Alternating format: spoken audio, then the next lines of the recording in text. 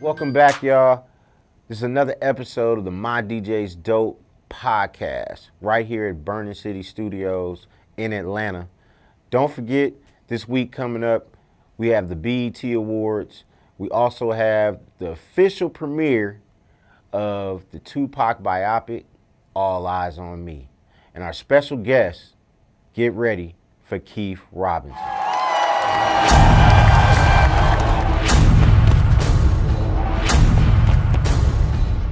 In a filtered world of altered realities, one can easily lose sight of what you're running towards or running from. That no matter how much your desire to connect, feel, or be heard drives you, it's all just a passé moment, lost in translation. And love? Well, that's just a catchphrase we hear on the radio. I, Keith Robinson, of sound mind and body, beg to differ. And I know I'm not alone. Can you hear me?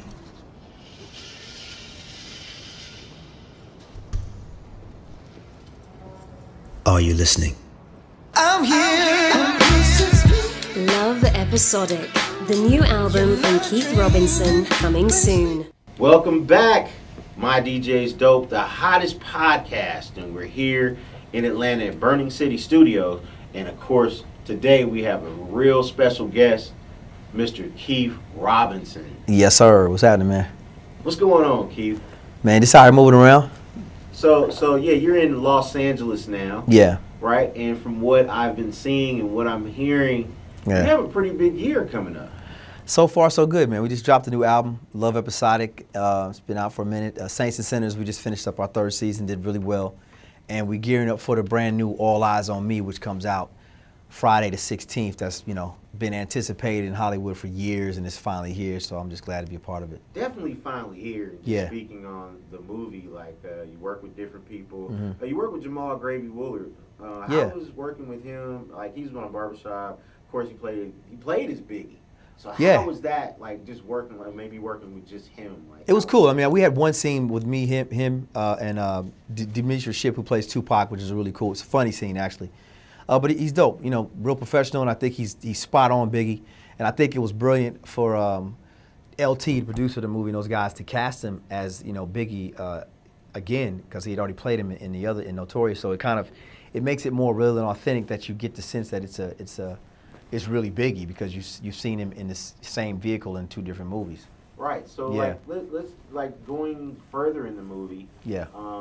And really getting back to the music side. Yeah. Like, you ran into, of course, someone that was dear to Tupac, which was Edie. Yeah. Yeah. And it looks like you guys have an inspirational record that's We actually do. moving. So Yeah, we got a record called Shout Out to the Pain, which is real dope, real organic the way it happened, because Edie, I met a long time ago when the Outlaws, and I was in a group here in Atlanta. I won't even tell you how long ago. Right. But we linked again on set of All Eyez On Me. We said, let's get in and do a record. After we wrapped the movie, we did that. We got back to L.A.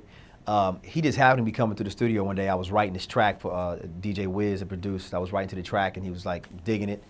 And he jumped on the track, and out came a great record. So, when records happen like that organically, when it's not forced, and the energy is there, I think you're always in good shape. So I'm just excited for people to hear it, because it's a unique record where it's an actual me singing and him rhyming, us doing our thing, and it kind of just it's a perfect match. All right. So going back to this actual album, you Yeah. have this incredible single that we've heard, Yeah. "Love Somebody." This Yeah. is such an incredible record, because I think Thanks, man. love needs to be back in Yeah. the energies of the world. We need love. Yeah, they try to act like it's out of style, but it ain't going nowhere. Right, and I Yeah. think more so we see that ladies are more innovative with love, and no artists I don't see a lot of artists talking about love. Yeah, it's not many. They're talking about their own different types of love, but I think that the soul sentiment, the rhythm and blues sentiment of a love record, I think it's what makes Love Somebody special. What used to be the norm is now kind of the abnorm. So I think it still applies to humanity. I mean, I think a woman still loves to be sang to, and people still love to feel and emote. It's the core of our humanity. So you can't do nothing without the love. You gotta have the love. Yeah, and the video was hot too. Thanks, 'Cause man. it kind of Yeah. gave like an ultimatum, and it gave Yeah. you like a Yeah. you know, alter ego Yeah. on how one woman should feel, and you Yeah. reaching out to her. And Well, you got a new single. Yeah, new single is called Mile High. Let me go back to that video though, because I don't know if a lot of people caught that. The video is a wall set up with myself on one side and the subject, the young lady, on the other side, kind of the same way as Run DMC, Aerosmith, Walk This Way is where I got the idea.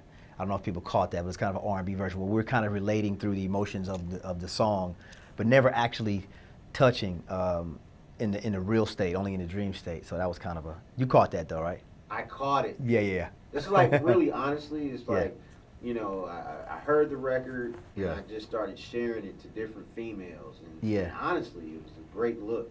Yeah. I think that's a record that people can appreciate, and I think it's Yeah. a record that, you know, can bring back love. 'Cause we definitely need love back into the urban music. Man, You know, we need love back on urban channels. got to have it. Yeah. So Yeah. speaking on Mile High, Yeah, the new single, that's right. great record. Like, Thanks, man. it's really, to me, it's like a mainstream record, but it has a great melody to it. Yeah. How did you come up with that record? Well, it was kind of a base of myself and Mike Jack, a great producer out of LA, who actually used to be in the group Portrait back in the day. Yeah. We kind of sat down. He sent me the template, the track, kind of stripped down, and it had that real free flowing vibe to it. So it felt like something that was moving, something that was evolving, something like a plane or something that was in transport. And I was kind of vibing on the idea about being spontaneous in a relationship, you know, as far as creating moments and doing something somewhere you've never done it before. So we thought, hey, why not the Mile High Club, which is kind of the epitome of being spontaneous. So it kind of fit, and the instrumentation was really advanced, and it felt. I'm a fan of old school R&B like Michael McDonald and you know, a lot of those records that they felt like they were the perfect driving or traveling records that when you're in a car, you're going over a bridge or interstate, it's a record you can listen to and take the top off. So it was that feel good 4 on the floor record that we came up with, and then we shot the video, half of it in Denver, the Mile High City, because he's actually from Denver, so we flew out to Denver and shot that on top of the mountains and a lot of the Denver terrain. Then we shot the second half in LA. Around the water in Malibu, so you get the idea that you're in transport from one city to the next. So it was a cool little opportunity.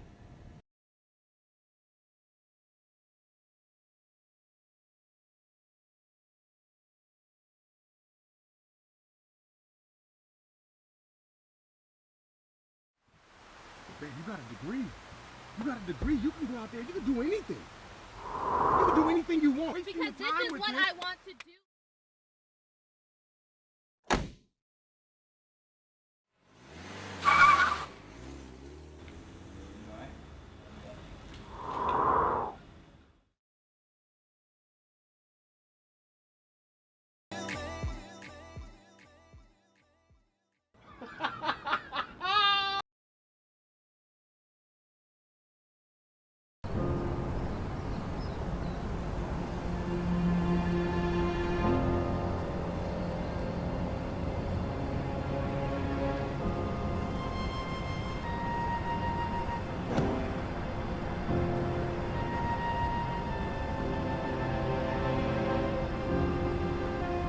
This better be serious, Mikey.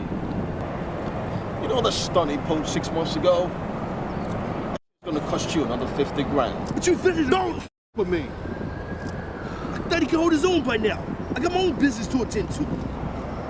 We've worked too hard to let some fucking chick divert plans here. So you get with that fellow, and you make sure he's still in the game.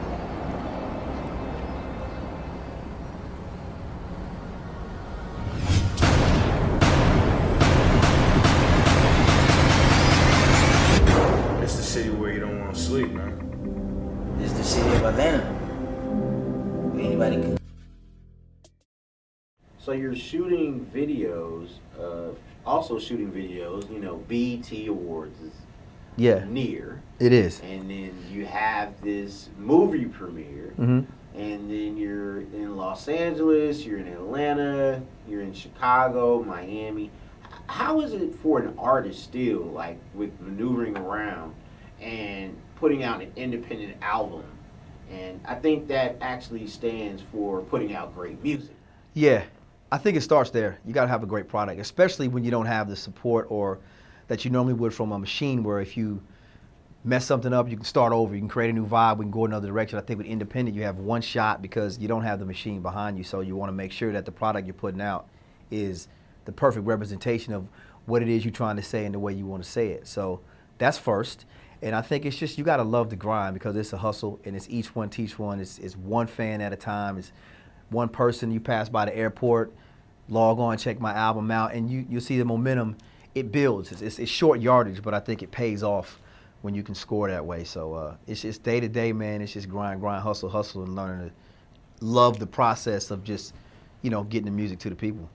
So also, like BET Awards, you got some pretty big events coming up for that weekend as well. Yeah. Where people can come see you. Yeah, I'm actually doing an event the night of BET Awards. We're doing it like a tribute to Rhythm and Blues at a brand new spot on Sunset Boulevard called New House. So stay tuned. I'll log you into all the details of that. But I'll probably do something like around midnight with the big live band and the horn section and the whole nine, something real sexy, which is right up my alley. Yeah, we're definitely thinking about. We're going to be in the building. For sure. We're definitely for that. Now, for sure. With all the music, dropping an album, releasing singles, doing videos, you're doing movie premieres on Hollywood Boulevard. With all the new music and all the videos, with the movie premiere, that's going to be in Hollywood, like how do you structure your calendar? Because not just because of the music, but because you're an inspiring actor and you're in, Dreamgirls, Get On Up. Now you're in a new TV series that's actually out as well. Yeah. Saints and Sinners. Saints and Sinners. Yeah. How do you keep up with this calendar, Keith? I mean, it's just day to day. You just space it out. I mean, I don't know anything other than that, because I've always done both.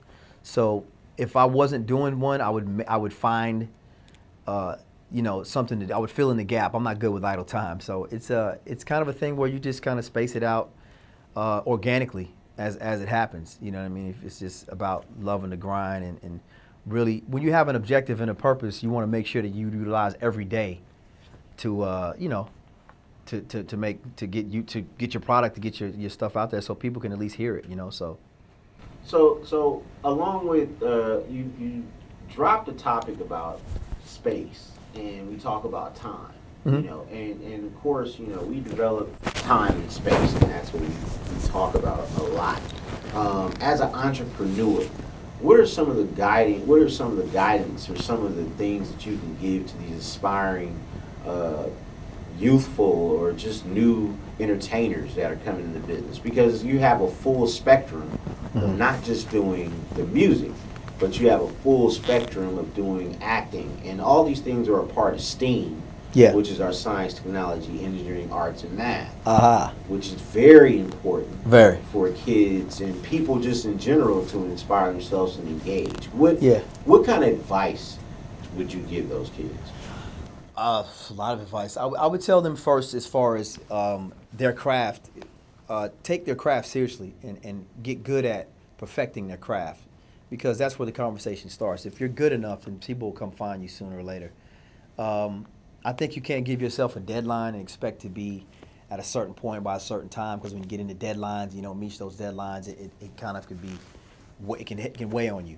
I think it's key to not be so apt to look to the left or the right and compare yourself to other people's careers, or to be, to try to be so trendy and keep up with the Joneses, because your authenticity is what's going to keep you around.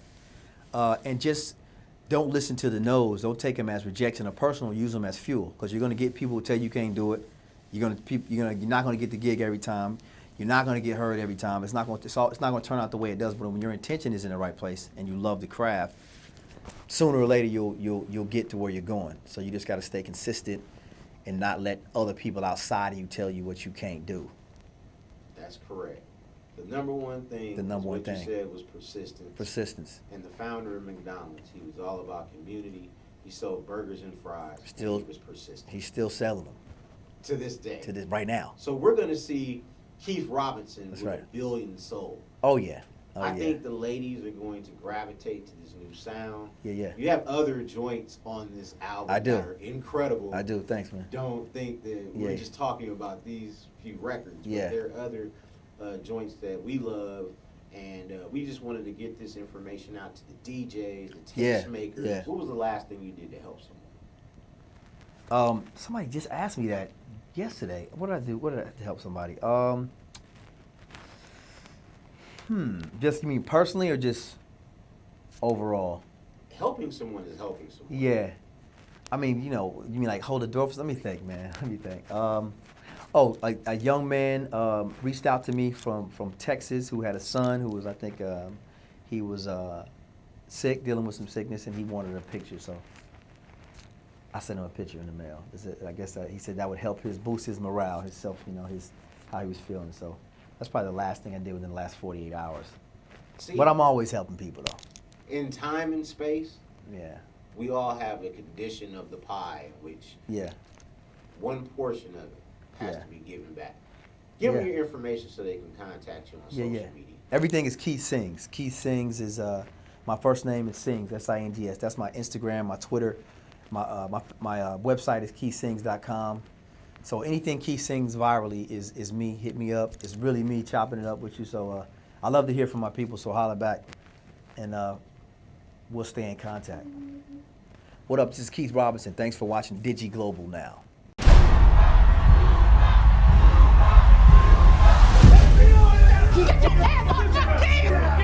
Son, this ain't just about you. Like all black men, you have a bullseye on your back. I won't deny it. They are gonna give you the tools that you need to destroy yourself. I'm a straight rider. So above all else, to thine own self, be true. Now let me see your spirit.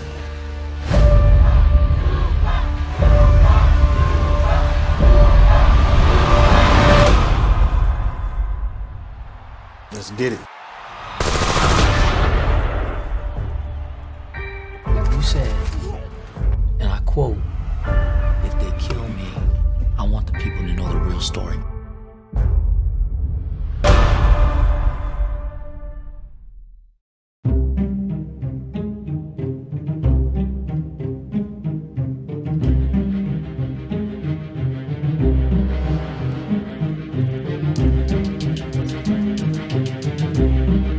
I secured 2 deals. Everybody focuses on the title deal because of the notoriety of Jay-Z, but the funniest thing is, the biggest deal that I secured was with Lionsgate Films, and that's a deal that's supposed to get us to television, premium cable, or Netflix by season 3.